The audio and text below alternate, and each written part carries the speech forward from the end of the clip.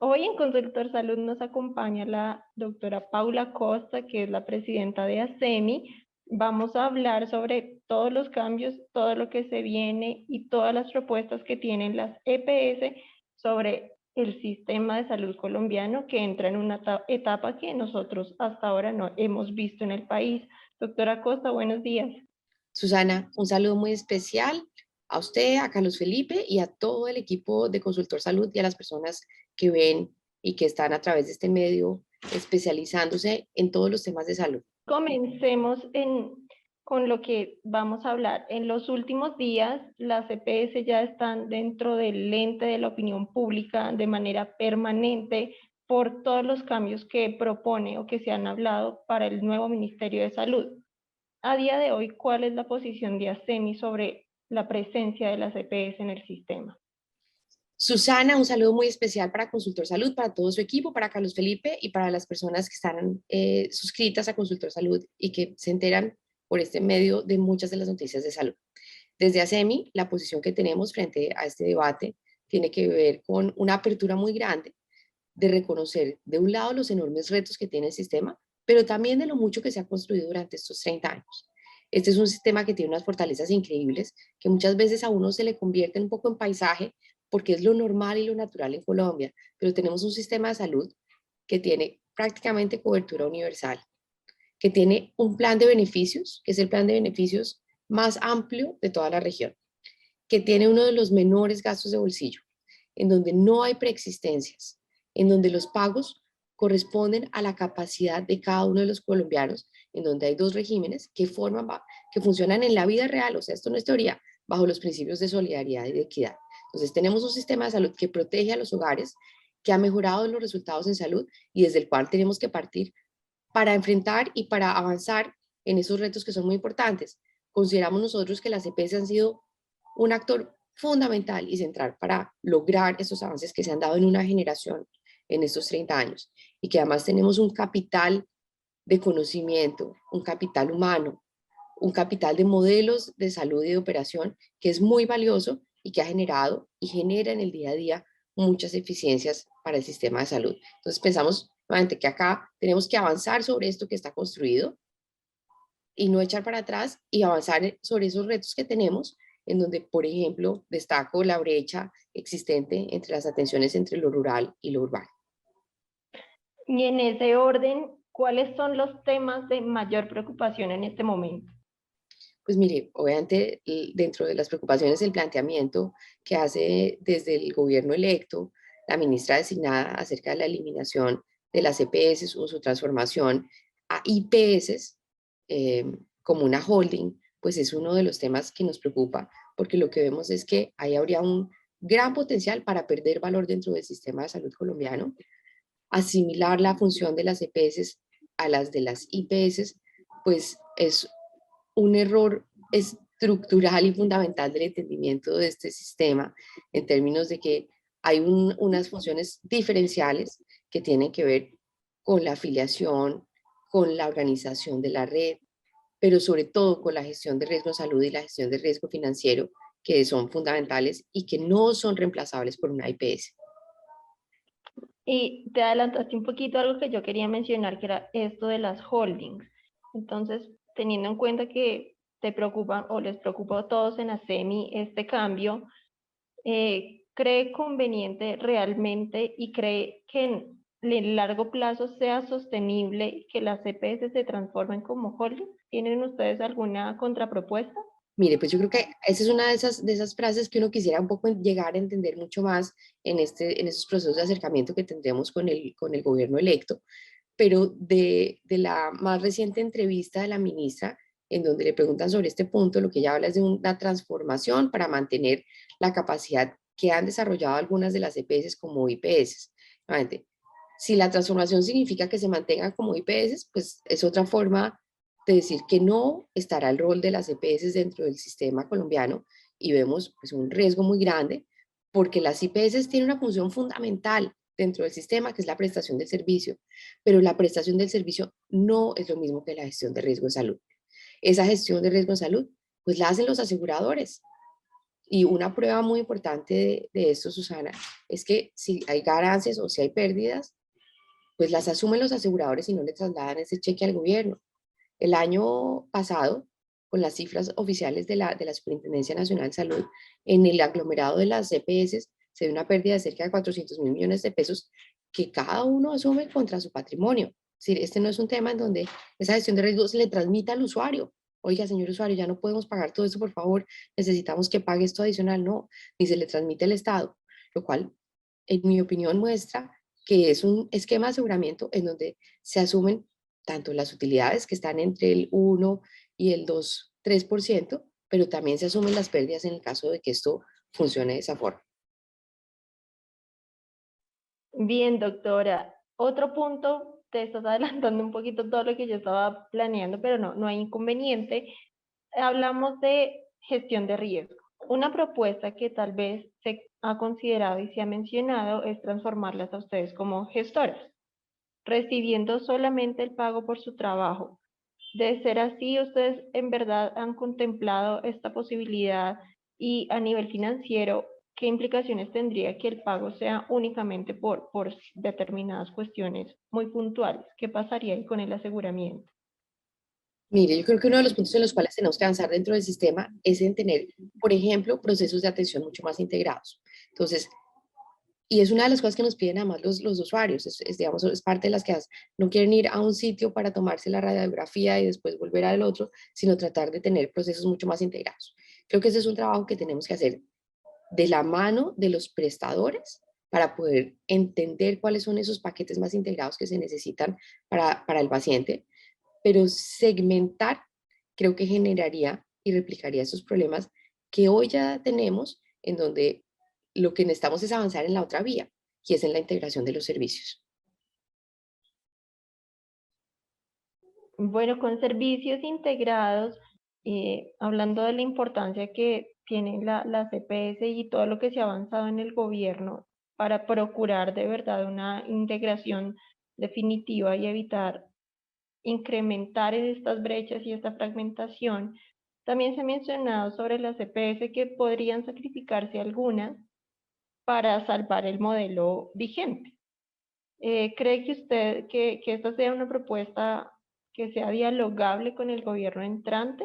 ¿Usted está confiada en que el proceso democrático nuevo pueda reconsiderar las posturas iniciales que se mostraron durante toda la campaña y lo que se ha hablado hasta el momento? Pues mire, el gobierno electo ha sido muy claro en querer generar consensos, Susana, y cuando uno busca generar consensos, necesariamente está dispuesto a cambiar de opinión y a ver otros puntos de vista.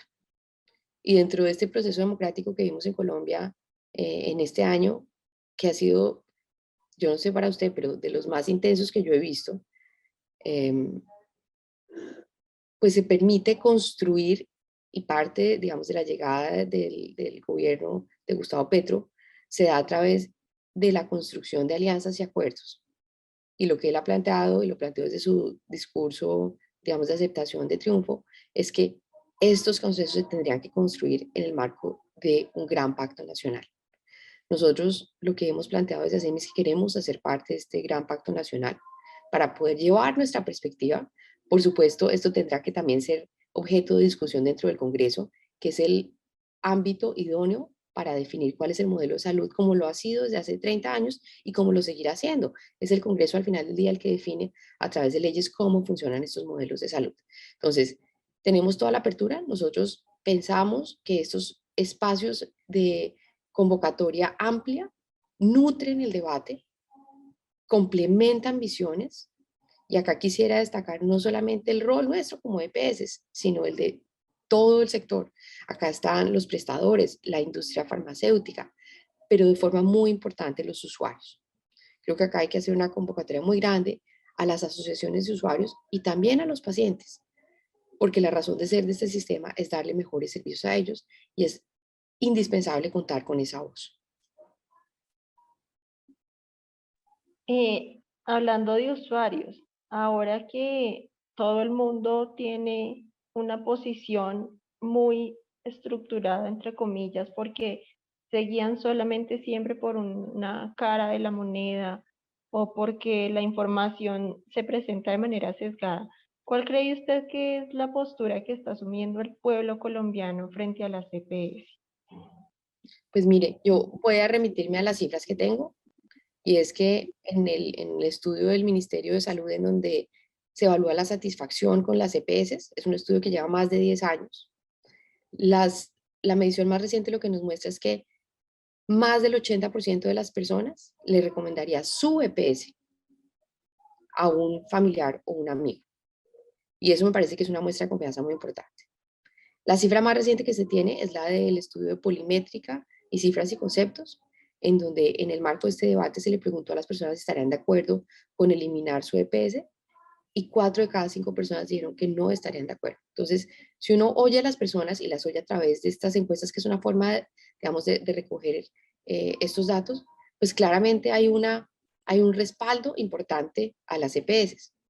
Las redes estos días han estado muy movidas y hemos visto un respaldo muy importante de muchas personas a las EPS, de académicos, de economistas, pero sobre todo de muchos usuarios, en donde hay una gran preocupación, porque este tipo, digamos, de propuestas de reforma, pues generan preocupación en quienes están utilizando los servicios de salud, están en tratamientos, y creo que pues hay que ser muy, muy responsable acerca de cómo uno puede continuar esa garantía de esos derechos en un esquema, nuevamente, que con sus errores y sus faltas, pues está funcionando.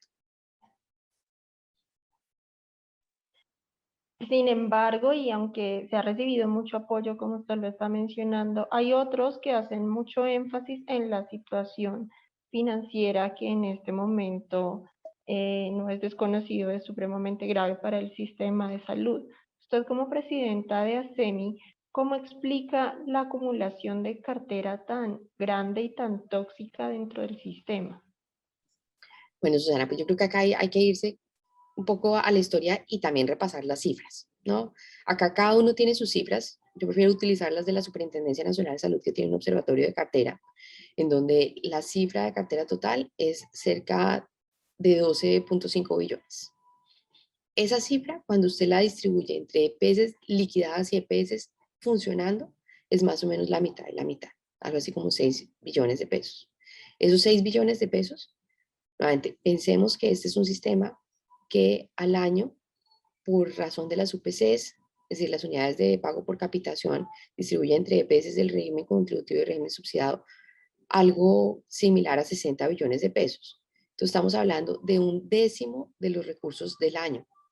Es decir, claramente acá hay unos temas de cartera corriente y sobre todo hay unas preocupaciones muy grandes de la cartera vieja, en donde los procesos de depuración de esa cartera pues tienen que pasar, uno, por generar espacios entre prestadores y EPS que se han dado y que han resultado en muchos casos muy exitosos, en otros casos resultan en unas glosas que es necesario también depurar dentro del sistema. Le doy un ejemplo. Para los hospitales públicos es muy difícil castigar cartera, aunque ya se tenga la claridad de que esa es una cartera que no va a ser cobrada. Y no va a ser cobrada por el mejor de los casos, que sería que no es procedente, porque hubo un error en la facturación, porque definitivamente no era el procedimiento que se debía cobrar, pero es muy difícil por las medidas y por la condición de públicos. Entonces, creo que hay unas medidas que hay que tomar para poder hacer esa depuración de cartera. Pero aprendiendo de esto y entendiendo que esta no es una situación deseable y que acá cuando se va una EPS, pues le queda una parte muy importante de los platos rotos a los prestadores, pues es necesario definir otros mecanismos y nosotros estamos proponiendo desde ASEMI tener un fondo hacia adelante en donde participen tanto prestadores como EPS para garantizar sus deudas y nuevamente para que eso no siga generando un déficit dentro del sector. Pero el punto más importante de esta discusión se llama la suficiencia de los recursos en salud. Lo que nosotros hemos visto y los estudios que tenemos desde ASEMI muestran que más del 95% de los recursos se va en las prestaciones. Recordemos que esto tenía un balance entre el 90% de prestaciones y 10% de gastos administrativos.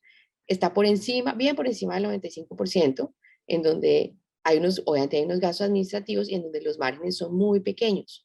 en algunos casos son negativos y esto va generando también esa acumulación de deudas. Entonces, es necesario que los recursos del sistema sean suficientes y que esa UPC sea calculada de la forma más técnica para poder cubrir las necesidades de salud de la población, no solamente mirando hacia atrás, sino viendo qué es lo que viene hacia adelante. Todos estamos también pendientes de cuáles van a ser los efectos, por ejemplo, del long COVID y de cómo eso va a cambiar las necesidades de salud de la población. Entonces necesitamos prever ese tipo de eventos para tener unos recursos suficientes dentro del sistema de salud. Pero aprovecho esta pregunta para contestarle algo que usted me preguntó que no le contesté bien, y es el tema de las liquidaciones. Este es un sistema en donde hemos ido avanzando y se ha ido consolidando. En estos 30 años, nuevamente la historia a uno se le empieza a olvidar, pero empezamos con algo así como 300 EPS, en donde muchas eran EPS públicas que se consideran como de transición. Esas EPS se fueron acabando, pues porque no tenían las capacidades técnicas, y en un mercado de aseguradores es natural que no sean tantos los jugadores. Le doy el ejemplo de Holanda. En Holanda, que son 18 millones de personas, hay 9 aseguradores. Es decir, es normal que un sistema de aseguramiento y que un mercado de aseguramiento se vaya consolidando porque son muchas las capacidades técnicas y es muy importante la generación de economías a escala para poder hacer esas compras inteligentes de las que les hablaba al principio.